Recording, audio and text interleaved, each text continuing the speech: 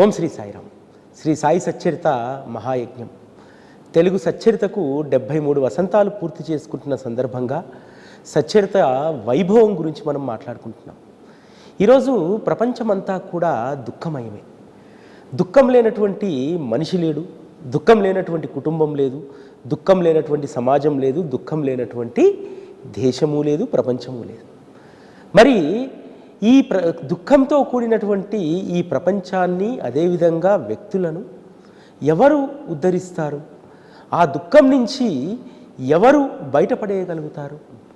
ఈ కలియుగంలో అది ఒక్క సద్గురువుకు మాత్రమే సాధ్యం. ఎందుకంటే సద్గురువు దగ్గరికి వచ్చిన తర్వాత సుఖము దుఃఖము అనేటువంటి ద్వంద్వం ఉండదు. సద్గురువు వద్ద ఈ రెండూ ఒకేలాగా మనకు అనుభవాన్ని ఇస్తాయి. సద్గురువు వద్దకు వచ్చామంటే, సద్గురువును శరణు వేడామంటే మనకు సుఖానికి దుఃఖానికి భేదం ఉండకూడదు. అంతేకాదు సద్గురువు వద్ద మనం నేర్చుకోవాల్సినటువంటి ప్రధానమైనటువంటి పాఠం ఏమిటంటే, సుఖం వచ్చినప్పుడు పొంగిపోకూడదు, దుఃఖం వచ్చినప్పుడు కృంగిపోకూడదు. సుఖాన్ని కూడా ఇష్టంగా ఆనందంగా అనుభవించేటువంటి స్థితి ఒక్క సద్గురువు మాత్రమే ఇస్తాడు. అది ఏ విధంగా మనకు సాధ్యమవుతుంది? ఏ పాఠాలను మనం నేర్చుకోవాలి? బాబా ఈ దుఃఖమయమైనటువంటి ప్రపంచంలో కొట్టుమిట్టాడుతున్న జీవుడి కోసము వారు అందించినటువంటి వారి జీవిత చరిత్రయే మన కష్టాలను దుఃఖాలను పూర్తిగా సమసివేస్తాయి. అంతేకాదు వారి యొక్క సచ్చరితకు ఎందుకు అంత శక్తి? ఇది ఎవరో రాసినటువంటి గ్రంథం కాదు, సాక్షాత్తు సద్గురు ప్రాసాదిత గ్రంథం. వారే హేమాడ్ పంత్ చేతిలో కలమై వారే స్వయంగా నా భక్తులను ఉద్ధరించుకోవడానికి నేనే నా చరిత్రను రాస్తానన్నారు. అందుకనే శ్రీ సాయి సచ్చరిత ఈరోజు ఇంత శక్తివంతంగా మారింది. ఎవరి చేతిలో అయితే సచ్చరిత ఉంటుందో, ఎవరి మనస్సులో అయితే వారి కథాశ్రవణం మననం జరుగుతూ ఉంటుందో, అటువంటి వారికి దుఃఖం కష్టం అనేటువంటిది ఉండదు. సద్గురువు వద్దకు వచ్చిన తర్వాత దుఃఖం మాయమైపోవడం అనేటువంటిది చాలా సహజ లక్షణం అనేటువంటి విషయాన్ని సచ్చరిత మనకు తెలియజేస్తుంది. సచ్చరిత 14వ అధ్యాయంలో నాందేడ్ సేట్ రతన్జీ వాడియా కథ ఉంటుంది కదా. లోకులందరూ అనుకుంటారు, రతన్జీ వాడియాకేమిటి, పట్టుపరుపుల్లో పడుకుంటాడు, గొప్ప సంపద ఉంది, అసలు ధనలక్ష్మి వారింట్లో స్థిర నివాసం ఏర్పాటు చేసుకుంది, అటువంటి సేటుకు ఏమి బెంగ, అటువంటి జీవితం అందరికీ ఉంటే బాగుంటుంది కదా, నాకు ఉంటే బాగుంటుంది కదా అని చెప్పి అనేక మంది అనుకునేటువంటి వాళ్ళు నాందేడ్లో. కానీ ఆ సేటు దుఃఖం బయట వారికి ఎవరికీ తెలియదు.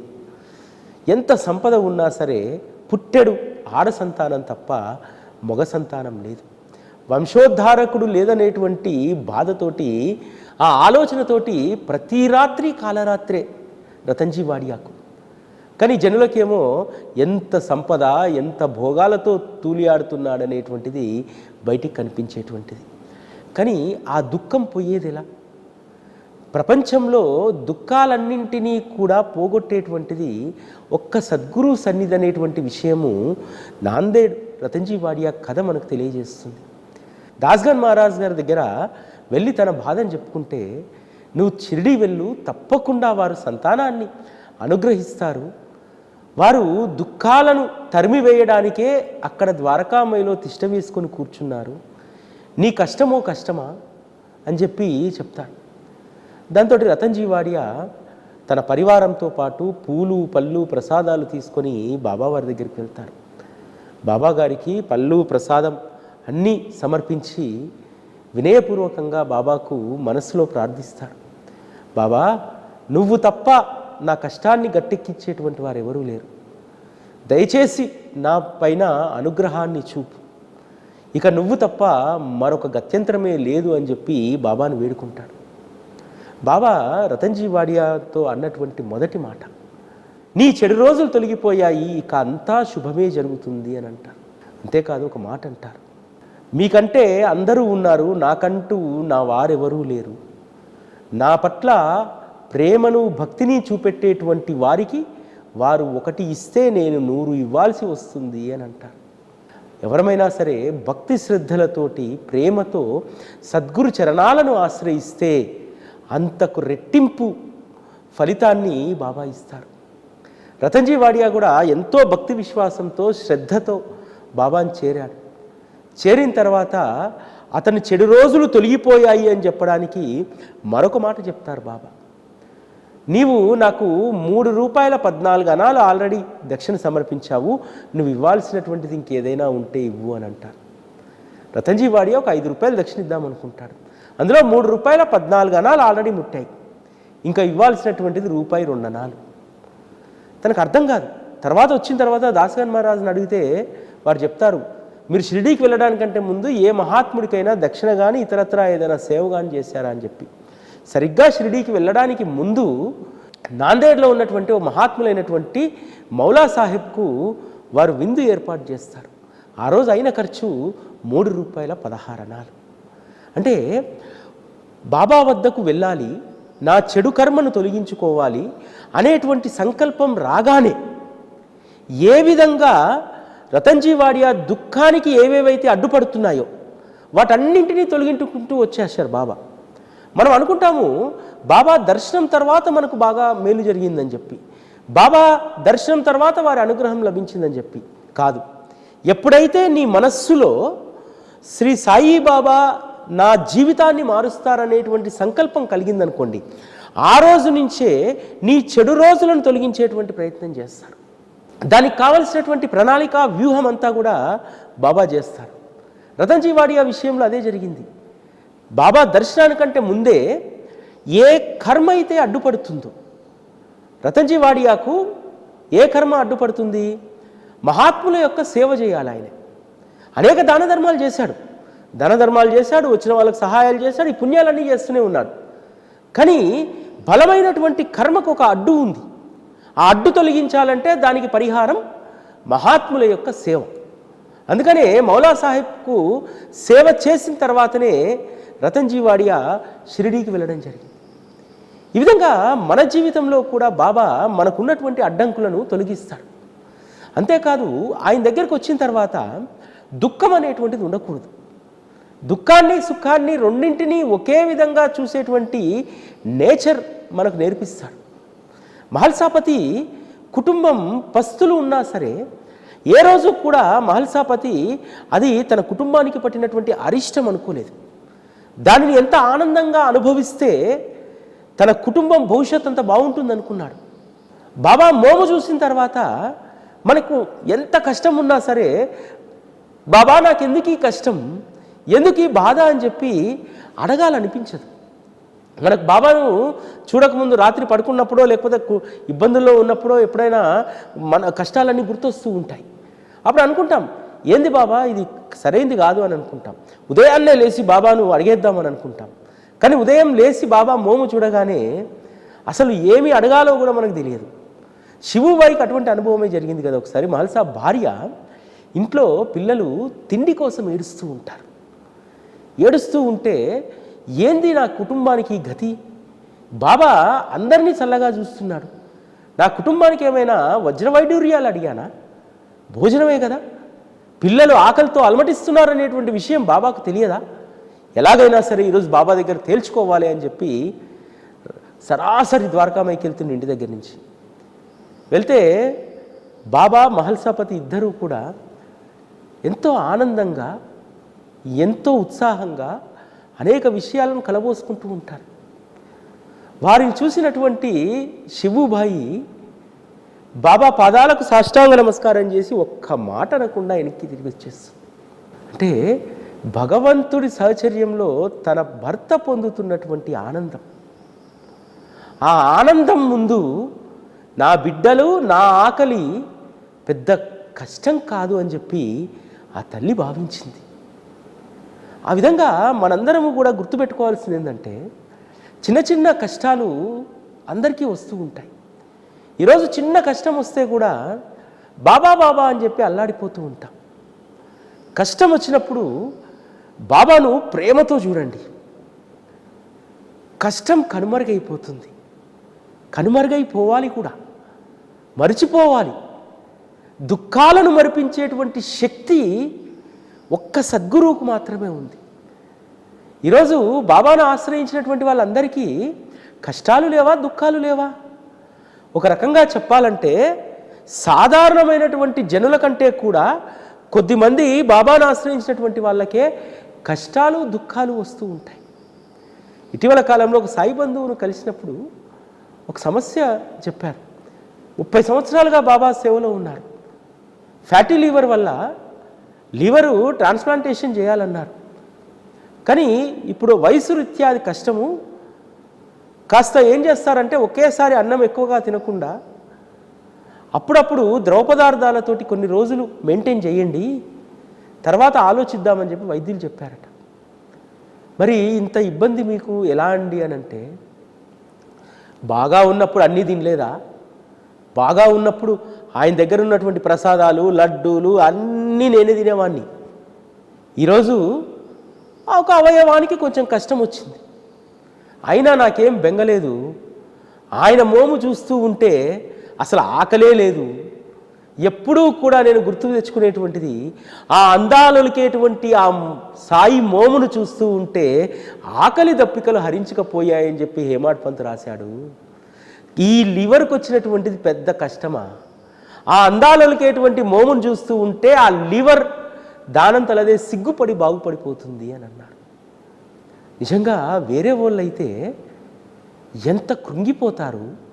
నిన్నటి వరకు మంచిగా ఆహారం తీసుకున్నటువంటి నేను కొద్ది కొద్దిగా ద్రవ పదార్థాలే తీసుకోవాలా? కడుపును మార్చుకోవాలా? బాబానికి ఇంత సేవ చేశాను 30 ఏళ్ళుగా, ఇదా నువ్వు నాకు ఇచ్చేటువంటి బహుమానం అని చెప్పి మనం అడుగుతాం కదా. కానీ బాబా సహచర్యంలో వచ్చినటువంటి విజ్ఞత ఇది. ఆయన మోమును చూడగలిగితే చాలు, లీవర్తో ఏం పని అని అన్నారు. ఈ విధంగా బాబా పట్ల అచంచలమైనటువంటి భక్తి పెంచుకున్నటువంటి వాళ్లకు అసలు దుఃఖాలనేటువంటి ఒక లెక్కే కాదు. చాలా చిన్న చిన్న నొప్పులకు మనము అల్లాడిపోతూ ఉంటాం. బాబా చేయలేస్తలేదు, బాబా కాళ్ళేస్తలేదు. అరే, ఆయన యొక్క స్మరణలో ఉండు, నీకు అసలు నొప్పులు అనేటువంటి విషయాన్ని నువ్వు మర్చిపోతావు. ఆయన పని చేస్తూ ఉండు, అలసట అనేటువంటిది నీకు ఉండదు. ఇది కుటుంబానికి వచ్చినటువంటిది, ఇది కష్టం కాదు. ఎందుకంటే ఈ కష్టం అనేటువంటిది నా బాధ్యత కాదు, నేను నమ్ముకున్నటువంటి సద్గురువు బాధ్యత కదా. ఇది ఆయన చూసుకుంటాడు కదా. నాకెందుకు? ఎన్ని అరిష్టాలు వస్తే నాకెందుకు? సావిత్రిబాయి టెండూల్కర్ అదే విశ్వాసంతో ఉన్నారు కదా. జ్యోతిష్యులందరూ కూడా కొడుకు జాతకరీత్యా అసలు ఎగ్జామ్ రాయడమే కష్టము, ఉత్తీర్ణుడు అస్సలు కాలేరు అని అన్నారు. కానీ ఆమెకు దాంతో సమాధాన పడలేదు. అరే, సద్గురువు ఉండగా ఈ అడ్డంకులు ఎలా వస్తాయి? కాబట్టి ఇదేదో బాబానే అడగాలి. వెళ్ళి అడిగింది, బాబా జ్యోతిష్యులందరూ ఈ విధంగా చెప్తున్నారు, ఏం చేయమంటారు? ఏమీ అవసరం లేదు, అవన్నీ చుట్టి పక్కన పెట్టండి, నేను చెప్పినట్టు బాబుని పరీక్షకు హాజరు కమ్మని చెప్పు, తప్పకుండా ఈ ఏడాదే పరీక్ష ఉత్తీర్ణుడు అవుతారని అన్నారు. బాబా ఇచ్చినటువంటి అభయంతో బాబు పరీక్ష రాశాడు. ఆ సంవత్సరమే వైద్య విద్యలో సీట్ వచ్చింది, ఎటువంటి ఇబ్బంది కలగలేదు. అంటే వచ్చేటువంటి అరిష్టం, కష్టం అనేటువంటిది మన దృష్టితో చూస్తే అది పెద్ద సమస్య. కానీ దాన్ని బాబాకు వదిలేస్తే అది అత్యంత సులువుగా దాన్ని చాలా చిన్నదిగా చేసేస్తాడు. బాబు టెండూల్కర్కి తప్పించినట్టు అసలు ఆ అరిష్టాన్ని తప్పించేస్తాడు. బూటీకి ప్రాణగండాన్నే తప్పించాడు కదా, అది పెద్ద దుఃఖం కదా ప్రాణగండం అనేటువంటిది. మరి అటువంటప్పుడు మనకు వచ్చేటువంటి చిన్న చిన్న ఇబ్బందులను, అవస్థలను ఎందుకు తగ్గించలేడు? సచ్చరిత మనకిచ్చేటువంటి విశ్వాసం ఇదే.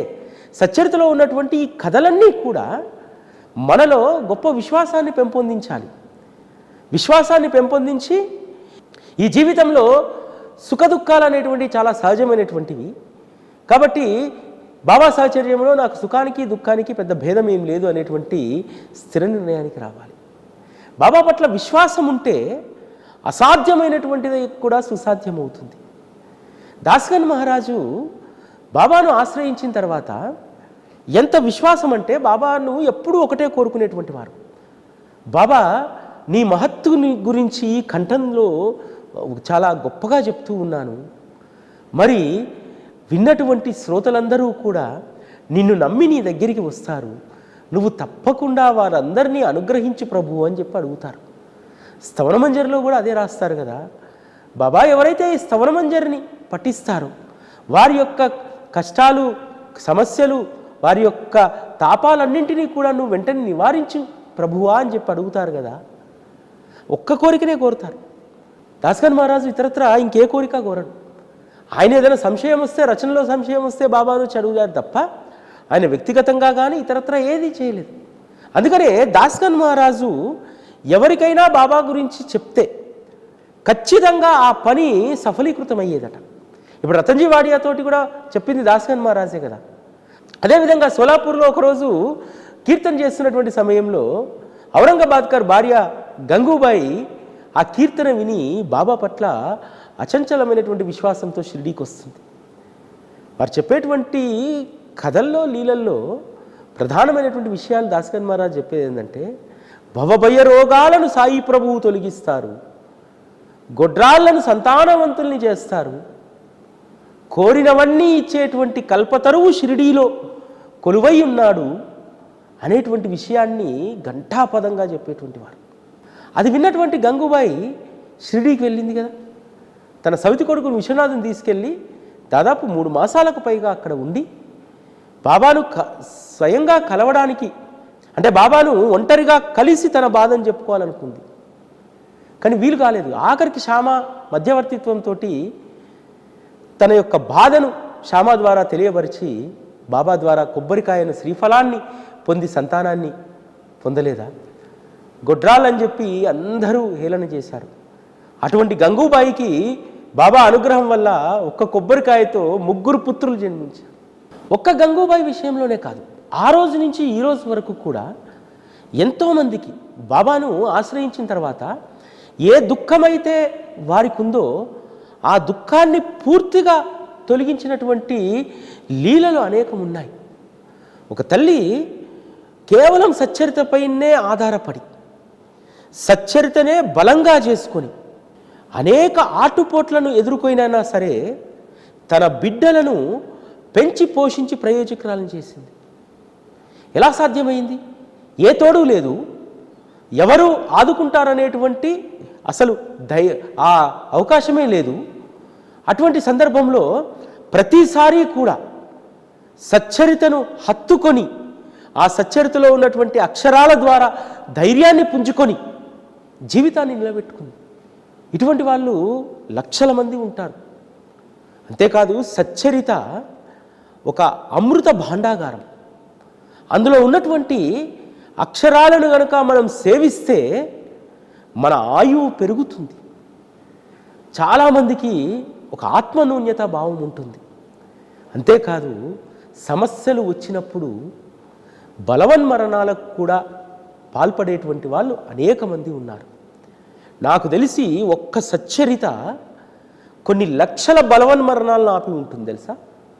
అంబడేకర్ కథ ఒక్కటే ఎన్ని లక్షల ప్రాణాలను నిలబెట్టి ఉంటుంది. బాబా దగ్గరికి వస్తాడు, ఉద్యోగం పోతుంది, వ్యాపారం చేసినా ఏది కలిసి రాదు. బాబా చూద్దాంలే, అవుతుందిలే అని అంటాడు. కానీ ఇక లాభం లేదని చెప్పి షిరిడీలోనే ఏదైతే ఏముంది ఆయన సమక్షంలోనే అన్నీ జరిగిపోవాలని చెప్పి వచ్చి ఆత్మహత్య చేసుకోవడానికి ప్రణాళిక రూపొందించుకొని వస్తాడు. ఎవరూ లేని సమయంలో దీక్షిత్ వారి దగ్గర ఉన్నటువంటి బావిలో దూకి చావాలని చెప్పి అక్కడ కూర్చుంటే సగనమేర్ నాయక్ ద్వారా బాబా అక్కల్కోట మహారాజు యొక్క చరిత్ర పుస్తకాన్ని ఇచ్చి ఎప్పుడైనా చదివారా అని అంటారు. లేదు అని చెప్పి పుస్తకం తెరిచి చూసేసరికి అక్కల్కోట మహారాజు యొక్క భక్తుడు బలవన్మరణానికి పాల్పడుతూ ఉంటే బావిలో దుంకినటువంటి అతన్ని అక్కల్కోట మహారాజు మళ్ళీ తీసుకొచ్చి బయటకు పెట్టి, ఇలా అర్ధాంతరంగా మరణిస్తే, బలవన్మరణం చెందితే మళ్ళీ ఈ కర్మలన్నీ కూడా వచ్చే జన్మలో అనుభవించాలి. కాబట్టి ఈ జన్మలో అనుభవించాల్సినటువంటి కర్మలన్నీ కూడా ఈ జన్మలోనే అనుభవించి మరు జన్మ మంచి జన్మను పొందాలి అనేటువంటి విషయాన్ని అక్కల్కోట మహారాజ్ చెప్తారు. దాన్ని గ్రహించినటువంటి అంబడేకర్ తన బలవన్మరణాన్ని నిలుపుకుంటాడు కదా. ఆ తర్వాత బాబా అనుగ్రహం చేత బాబా కరస్పర్శ తాకినటువంటి జ్యోతిష్య పుస్తకాన్ని ఇస్తే గొప్ప జ్యోతిష్యుడిగా పూణేలో పేరు పొంది పోయిందంతా కూడా తిరిగి సంపాదించుకుంటాడు కదా. బాబా అన్నటువంటి ఒక మాట ఎప్పుడు గుర్తొస్తుంది, నన్ను ప్రాణప్రదంగా ప్రేమించేటువంటి వారంటే నాకెంతో ఇష్టం, అటువంటి వారు ప్రేమతో నాకు ఒకటి సమర్పిస్తే నేను 100 సమర్పించాల్సి ఉంటుంది అని చెప్పి. ఎవరమైతే బాబాతో ప్రేమ బంధాన్ని కలిగి ఉంటామో అటువంటి వాళ్ళంటే ఇష్టం. అటువంటి వారి కోసం బాబా తలరాతలను కూడా మారుస్తాడు. అంబేద్కర్ తలరాత మార్చేశాడు కదా. అంబేద్కర్ ఇక అయిపోయింది అనుకున్నాడు, జీవితం ఇంకా లేదు, మరణమే అనుకున్నాడు. అటువంటిది గొప్ప జ్యోతిష్య పండితులు అవుతాడు కదా. బాబా ఒక్క కనుసైగతో మన జీవితాన్ని మార్చేస్తాడనడానికి సచ్చరితలో 1,00,000 నిదర్శనాలు ఉన్నాయి. ఆ 1,00,000 నిదర్శనాలు ఈరోజు కొన్ని కోట్ల మందికి అవి ఆదర్శంగా నిలిచాయి. బాబా వద్దకు వచ్చిన తర్వాత ఏ అలజడులు ఉండకూడదు కూడా. సచ్చరిత అదే చెప్తుంది. సప్తశృంగి మాత పూజారి అనేక రకాలైనటువంటి మానసిక సమస్యలతో బాధపడుతూ ఉంటాడు. ఎంత దౌర్భాగ్యమైనటువంటి పరిస్థితి అంటే సాక్షాత్తు అమ్మవారికి స్వహస్తాలతో రోజు పూజ, అర్చన, అభిషేకం అన్నీ చేస్తాడు. అయినా సరే మనసుకు శాంతి లేదు. మరి ఎక్కడ దొరుకుతుంది ఆ శాంతి?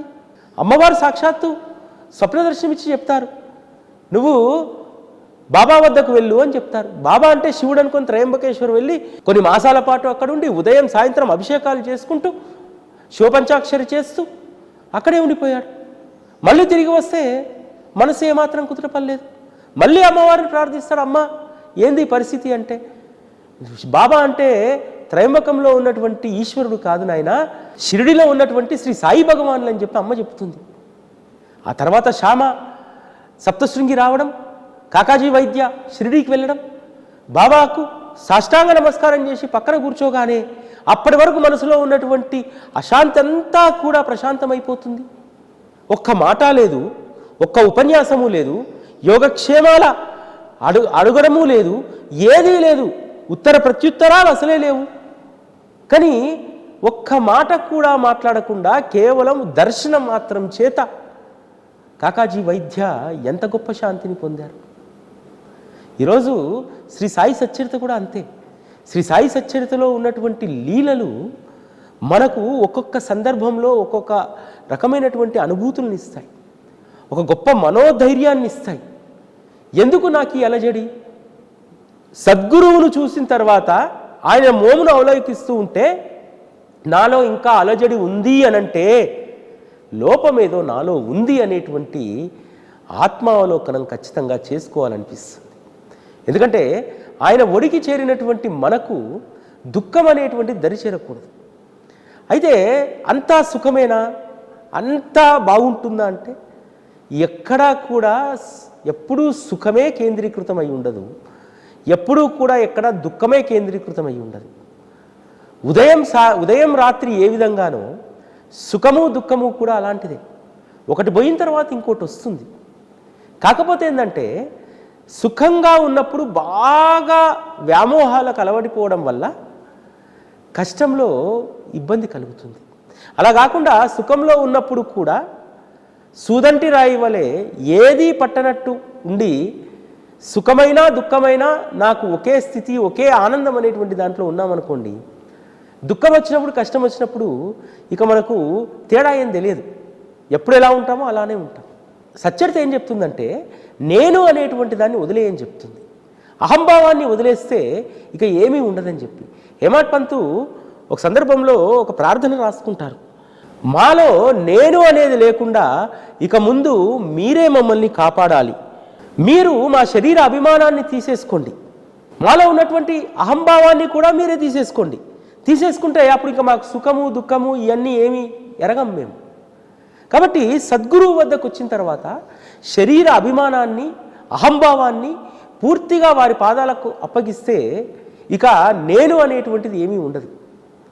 ఈరోజు సద్గురువు వద్దకు వచ్చి కూడా కొంతమంది ఆందోళనలో ఎందుకుంటారంటే ఇంకా నేను, నా శరీర అభిమానం అనేటువంటిది చాలామందికి ఉంటుంది. కాబట్టి సద్గురువు వద్దకు వచ్చిన తర్వాత ఈ రెండు వదిలేస్తే సచ్చరిత చెప్పేటువంటి అల్టిమేట్ బోధ ఇదే. నేను అనేటువంటిది, నా అహంభావం అనేటువంటిది, ఈ రెండింటిని, నా శరీరం అనేటువంటి భావన, వీటిని వదిలించుకున్నటువంటి రోజు మనకు సుఖము దుఃఖము రెండు ఒకేలాగా అనుభవానికి వస్తాయి. తద్వారా మనలో దుఃఖం ఉండదు, తర్వాత కుటుంబంలో ఉండదు, సమాజంలో ఉండదు, ప్రపంచంలో ఉండదు. దుఃఖం ప్రత్యేకంగా ఉండదు. దుఃఖం మనమే కొని తెచ్చుకుంటాం. ఆ దుఃఖాన్ని మనం కొని తెచ్చుకోకుండా ఉండడానికే, ఎప్పుడూ ఆనందమయమైనటువంటి జీవితం మనం పొందడానికే ఈరోజు మనకు శ్రీ సాయిబాబా అనేటువంటి ఆశ్రయం. ప్రపంచంలో ఈ ఆనందమైనటువంటి జీవితాన్ని ఒక్క సద్గురువు తప్ప మరెవ్వరూ ప్రసాదించలేరు. దీనికి తపస్సు అవసరం లేదు, లేకపోతే ప్రత్యేకమైనటువంటి సాధనలు అవసరం లేదు. ఆయనను అవలోకనం చేస్తూ సచ్చరితలో ఉన్నటువంటి సారాన్ని అర్థం చేసుకుంటే చాలు, మన జీవితం చాలా పర్ఫెక్ట్గా ఉంటుంది. జీవితానికి ఎప్పుడు ఏది కావాలి, నిన్ను ఏ విధంగా ఆయన చూస్తాడు అనేటువంటి విషయం అవగాహనకు వస్తే చాలు, మన జీవితం ఆనందమయంగా ఉంటుంది. ఈరోజు సచ్చరిత మహాయజ్ఞం పూజని ఇప్పుడు ప్రారంభించుకుందాం.